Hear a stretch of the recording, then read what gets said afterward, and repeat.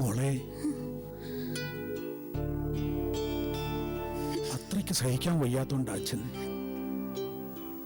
അല്ലെങ്കിൽ എന്റെ മുത്തിനെ അച്ഛൻ തല്ലുവോ? സാരില്ല അച്ഛ. അച്ഛൻ മുഖം കറുത്ത് സംസാരിച്ചിട്ടില്ല ഞങ്ങളോട്. അങ്ങനൊരു ഓർമ്മ ഞങ്ങൾക്കില്ല. അതുകൊണ്ട് പെട്ടെന്ന് തല്ലിയപ്പോ അച്ഛൻ അറിയാതെ പുറത്തേക്ക് പോയതിന് ക്ഷമിക്കണോ എന്നോട്?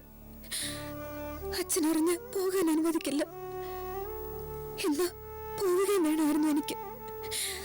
അതുകൊണ്ടാണ് ഞാൻ. നിന്റെ മനസ്സറിയാൻ അച്ഛന് കഴിയും. നിന്റെ ആത്മാവാ ശിവന്റെ നോവലായി പുറത്തു വന്നിരിക്കുന്നത്. ചതിയിലൂടെ നേടിയ വിജയം താൽക്കാലികമാണ് മോളെ. ഈ വിജയത്തിന് ശിവനല്ല, നീയാ സന്തോഷിക്കേണ്ടത്. നിന്റെ നോവൽ അംഗീകരിക്കപ്പെട്ടതിന്, നീ ഒരു നോവലിസ്റ്റ് ആയതിന്. കഴിവുണ്ടെന്ന് സ്വയം ബോധ്യപ്പെട്ടു കഴിഞ്ഞാൽ ആത്മവിശ്വാസത്തോടെ മുമ്പോട്ട് പോകാൻ കഴിയും. നിന്റെ മുന്നിൽ സമയം ഇഷ്ടം പോലെയുണ്ട്. നിനക്കായി അവസരങ്ങളും വന്നു ചേരും.